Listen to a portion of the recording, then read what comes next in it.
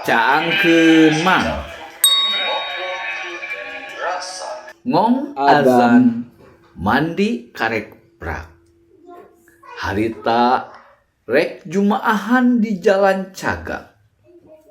Beres mandi beuteung mules ngadadak.